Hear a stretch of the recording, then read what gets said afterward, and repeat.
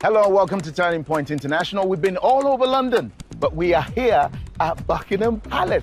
Woohoo!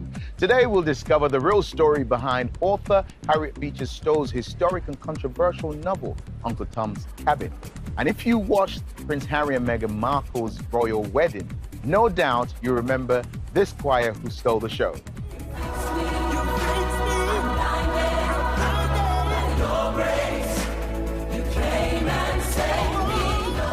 The founder of this very popular choir will join us to give us the behind-the-scenes scoop on Turning Point International. Stay with us.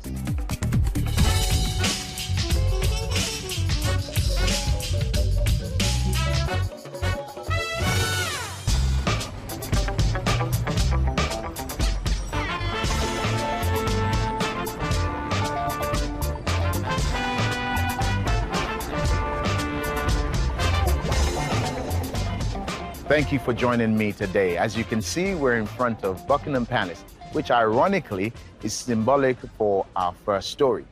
Harriet Beecher Stowe released the anti-slavery book Uncle Tom's Cabin in 1850, during the height of slavery in America. Now, many thought her work was fiction.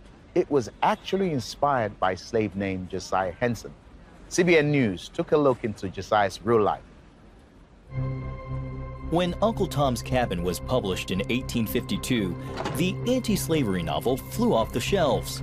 17 printing presses ran 24 hours a day to keep up with the demand, making it the best-selling novel of the 19th century. The book struck at our emotions as a nation, and it made us see ourselves. It was our emotional mirror, and it prompted some individuals to rethink how they thought of slavery. Uncle Tom's Cabin has been cited as a factor leading to the Civil War. When Abraham Lincoln later met the author, Harriet Beecher Stowe, he reportedly said, "So you're the little woman who wrote the book that started this great war." In 1852, the backlash was immediate and powerful. In the South, the book was banned. And if you were caught selling the book, you were either going to be killed or thrown in prison. There was tremendous fear that this book would make a difference.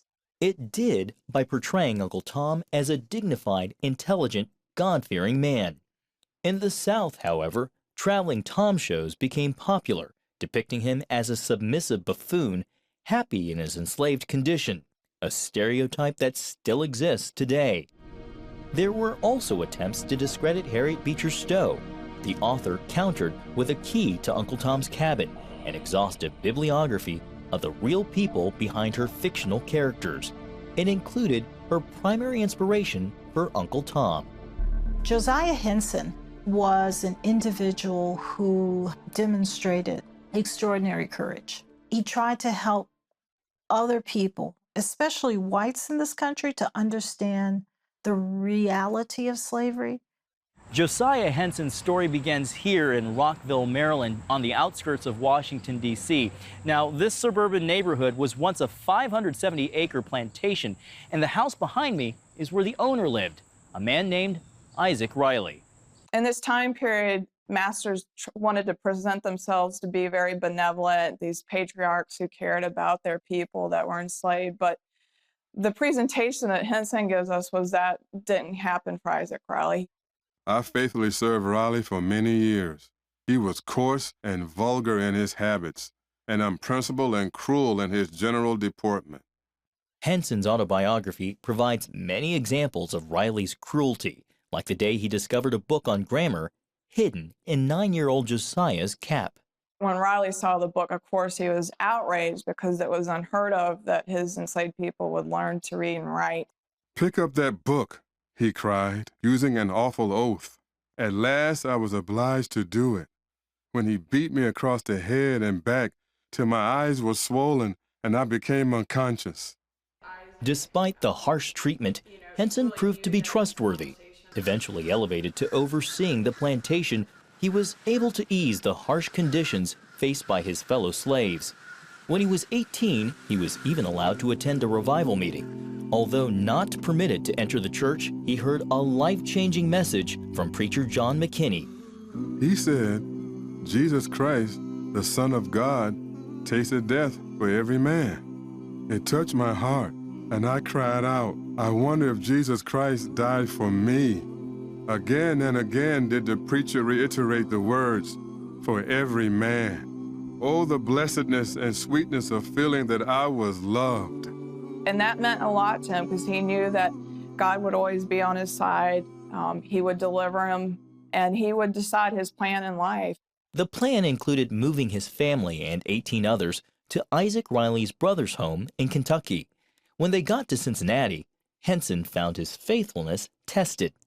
Although Ohio was a free state and many free black men encouraged them to stay, he stood firm. He felt like he had been tasked with this duty, and he was going to fulfill it. He had taken care of them, and they felt like if he wants us to carry along, we'll go with him.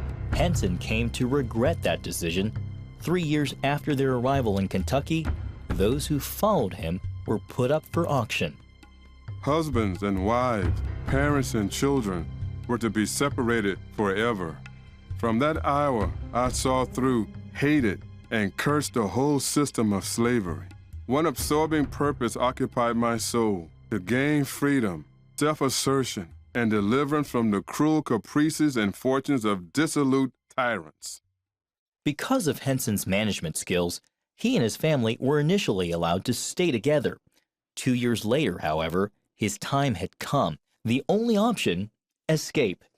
A major obstacle was the Fugitive Slave Act of 1793, which meant he and his family could be captured even in a free state. So he set his sights on Canada. It was a 600-mile journey that he would have to make on foot with his wife and 4 children, traveling by night, sleeping by day, super dangerous. But he knows he's got to go to Canada. It's the only place that he can truly be a free man. His wife made a sling for Josiah to carry the 2 youngest children on his back. With only the North Star as their guide, the Henson family began their journey.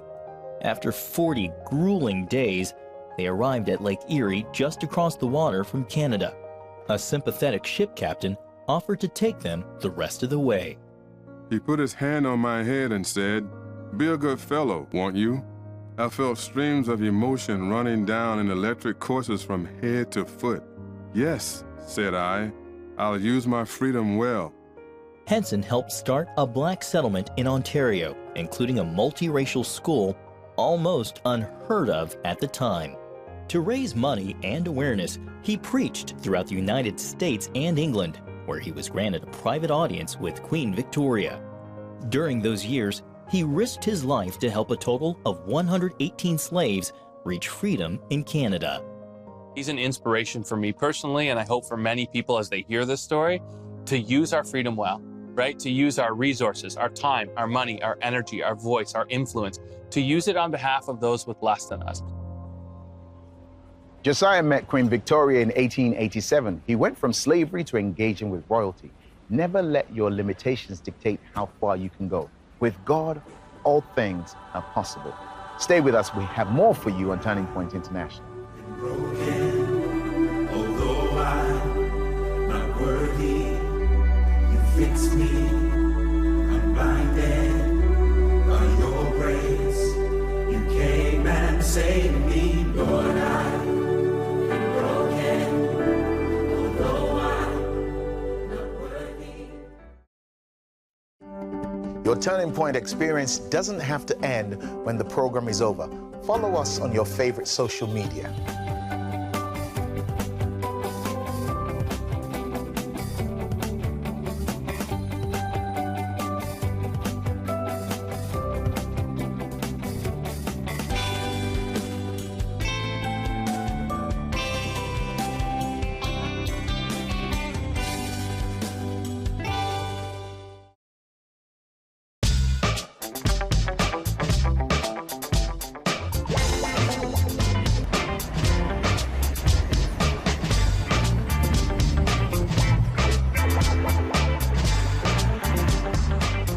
Welcome back. The world was all abuzz about the wedding between Prince Harry and actress Meghan Markle.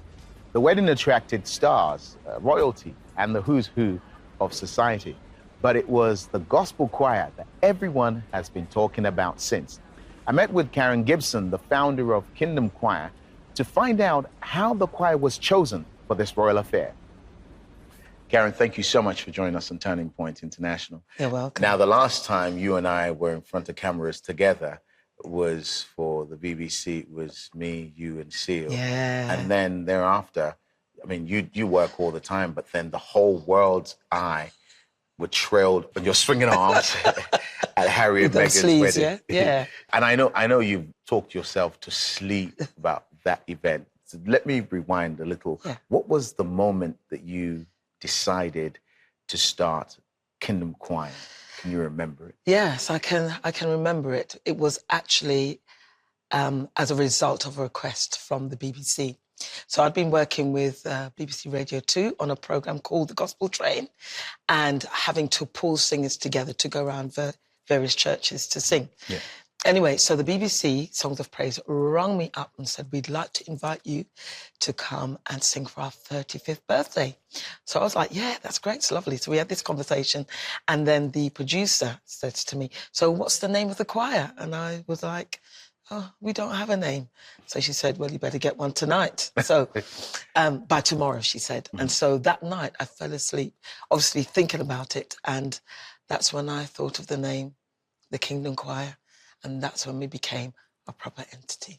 So the name was literally given to you in your... In a dream. In your dream. When I didn't even know what the word kingdom meant. I had no clue. Now, I was just about to say, because that's decades before this theology of the kingdom becomes very popular in church. Exactly. And the term becomes very popular. Exactly. But God knew. Wow. It was always popular with God, wasn't it? So like we do want to talk about the wedding. Yeah. But for you, as you've done the journey, because I know you've worked around the world with many artists, secular, gospel, and a lot of the times we look at Karen and think, wow, I wish I was Karen. Really? Wow. What are some of the high points and low points that you've had to navigate in the years leading up to this high point that we all observe? Yeah.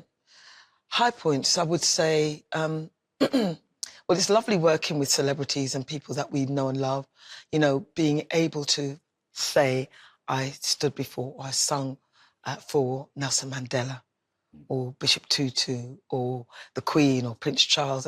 That's really wonderful. But I've got to be honest and say that my highest points are working with children. That they really You read my mind there, because I was going to say, which one for you is the one? It's just children. And sometimes it's not on a public stage. Sometimes it's in the rehearsal room where you know, the vibe and the spirit and the essence of their innocence just comes to the fore, and you can actually feel it hanging in the air. The amount of times I've been singing with children, and I just want to burst out crying because there's something about children and singing and their innocence and their purity that is just so special. And I think people need that more. And so were there any low points in the journey? And if so, how did you break through those to keep on keeping on? I love my job. I love working in music. I love choirs. I love the sound of that vocal sound, that richness that you get in singing communities. The lowest points of doing that, I would say, was before I really knew who I was and before I knew what I was called to do. When you know who you are, once your identity is sealed and once you know that you've got a gifting for something, nothing can change your focus and your dream, actually. But before I knew who I was, I found it very difficult. You focus on all the wrong things. You're focusing on what people think of you and how you did badly and blah, blah, blah, blah, blah. But hold on, Karen, you're renowned, world-renowned for your confidence, for your forthrightness, for being solid. But you were saying behind that veneer was someone who's insecure about what she was. Yeah, I would say 10 years ago and before, I didn't really know who I was. Very strong, but that's different from self-confidence. And I've got my mother's drive and my mother's strength and my mother's way of doing things. So I appeared strong to people, but not always. How did your faith in Jesus inform that coming to yourself? Knowing that I'm God's child and that actually I'm a good woman. Yeah, despite mistakes. When I recognise that actually at the core of my being, I'm a good woman, that changed everything. Now, let's talk about the wedding, because that's what we're all interested in. Yeah. Forget 30 years of journey. We just want to know about the wedding. That's cool. When you think about that day, what are some of the memories that come to you? What are some of the pictures that come to your mind, Karen Gibson? The journey down, we had a police escort. Oh, hello. That was fun. That was really said, good. I get that all the time in Africa. Oh, of course you do. But not in Windsor, though. No, not to Windsor. That was a lot of fun. Just getting ready with the choir. We were dressing together with the orchestra in a room, and just that, having the makeup done and watching people's outfits come together. We were styled by a wonderful woman called Jeanette Young. Oh, yeah. So she put us together, and everybody just looked glorious. So that's a lovely moment. Sitting in the chapel with the sunlight streaming through the windows, listening to the music, the anticipation of waiting for Megan to step through the doors. And we were sitting at the back of the chapel, and so Megan's directly to our right, we are to her left, and seeing her come through the doors and pause for a moment at the doors with the sunlight beaming down on her. And she looks absolutely angelic. It's a heavenly moment. Now, our time is up, and I wish we had an hour to talk about this, but let me go into the future. Yeah. Karen is 102. You're still doing your thing, looking great. Yeah. 102. I hope so. Yeah, baby. Walking without a Zimmer frame. We're going to do that. Yeah, 102. we press into that. Yeah, amen. And you're telling the story of that day. Yeah. But you only had one sentence to say. What would you say to a young person who you were telling that story to? I would say, trust God, because he's a promise keeper. That's what I would say. And there's a story behind that. And the story is that about 10 years ago, I went away to a school of ministry, and they're highly prophetic, and it's Bethel, actually. Bill Johnson is the senior pastor. Wow. And whilst I was there, now I was not schooled in the prophetic or anything, not really, even though I come from the Church of God of Prophecy. And so many of the words that I got pointed to that moment. Wow. And even up to January, say somebody gave me a word, it was so accurate. And by this time, I was like, oh, this is nice, that's nice. I was encouraged, but and God was trying to tell me something, and I wasn't hearing it really. Not until I got that phone call. Wow. God is who he says he is. He's exactly who he says he is. That's what I would say. Karen Gibson, thank you so much for joining us on Turning Point. Thank you very much. Thank you. What I learned from their experience is always be ready. You never know when God may open a door for you. Stay with us right here. There's more inspiration for you after the break.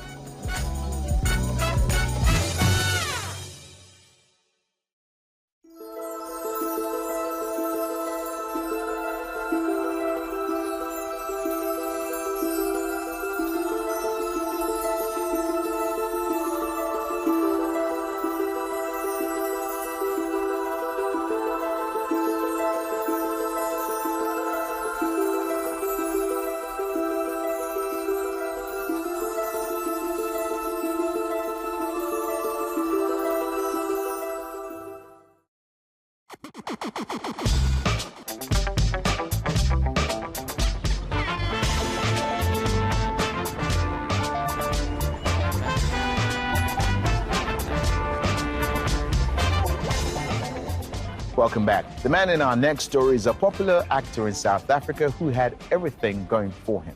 His life took a drastic turn when he discovered his entire life was one big lie. Take a look. Sometimes you can go through your whole life living a lie until the truth literally comes knocking on the door.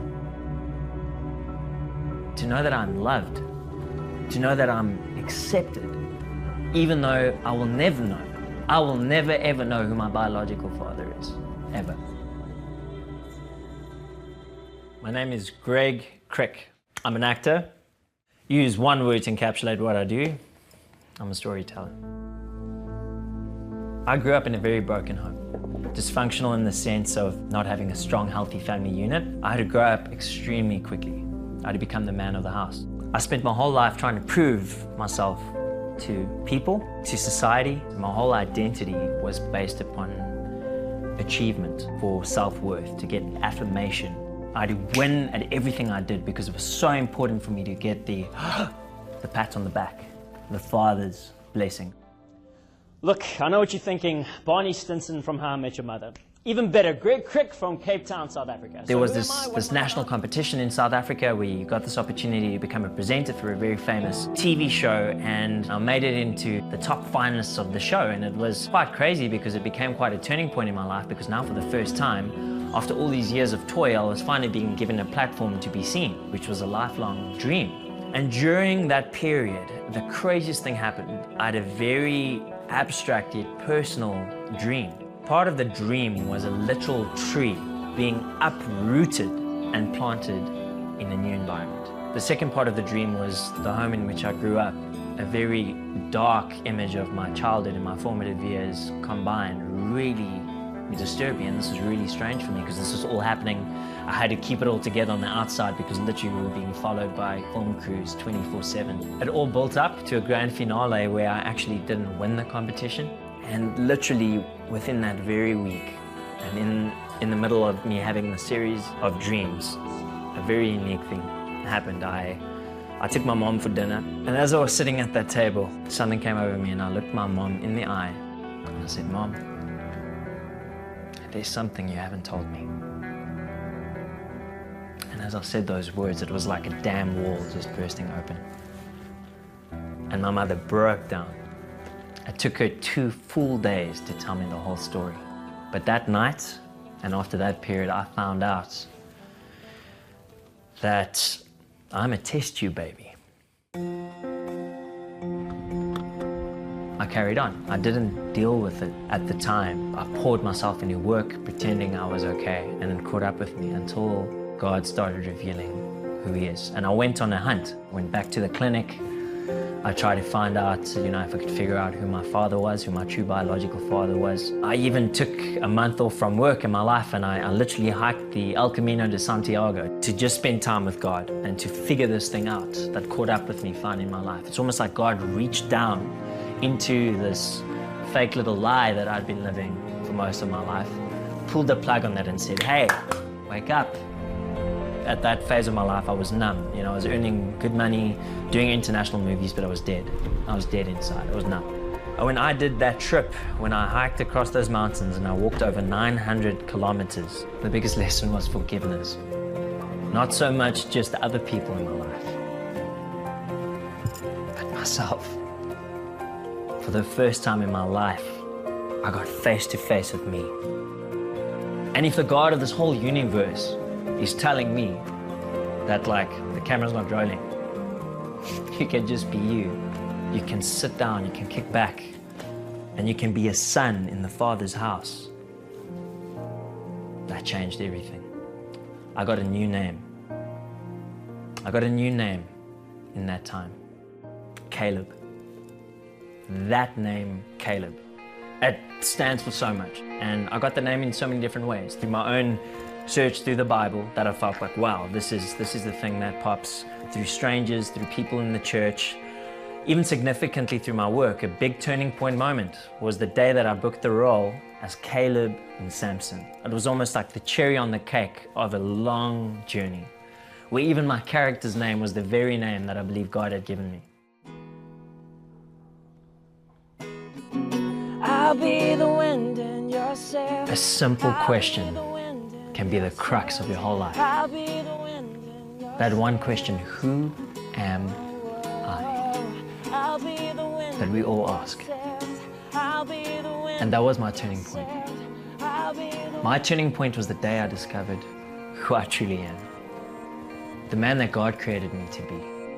That turning point didn't come out of my own strength, it came from Him. The day He gave me a new name. The day He gave me a new identity.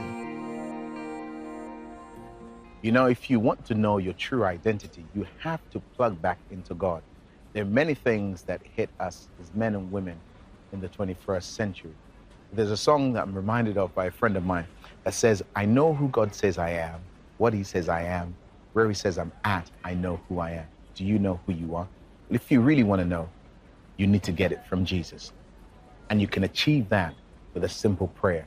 So let's pray together. Say these words after me. Lord Jesus, thank you for dying on the cross for me. I acknowledge that without you, my identity is not clear. Come into my life. Give me a new start. I want to be everything you've made me to be. This is my prayer. Amen. Well, if you prayed with us, we'd love to hear from you. During the break, you'll find out how to reach us on Turning Point International. There's more for you after this.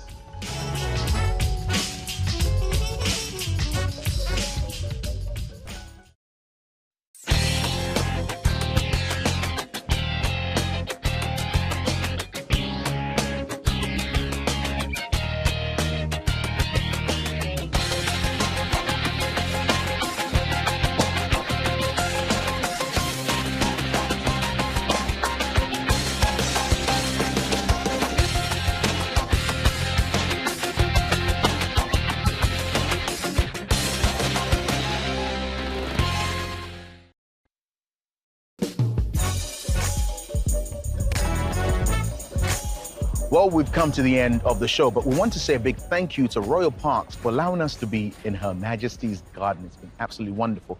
Well, keep up with us on Turning Point on social media and online. From all of us here at Turning Point International, right here with Her Majesty the Queen, goodbye and God bless. Yo, clap your hands, yo. Hello, man. Clap your hands, yo. Good to be. Clap your hands, yo. Muy well. Clap your hands, yo. God is with us.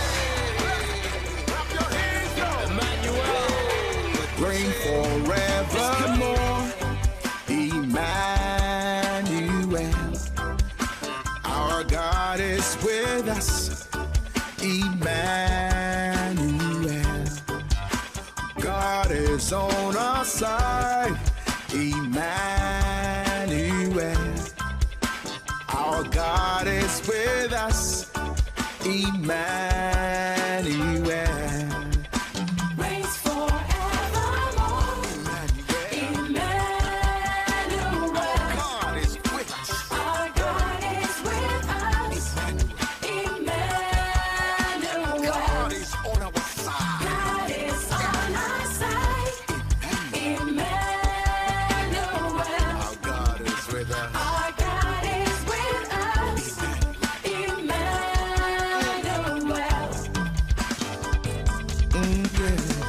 The root of David, the rose of Sharon, the reason, Lord, he's the rock of ages, the Son of God, the Son of Man, Aladewa, he's the Lion of Judah, the root of David, the rose of Sharon.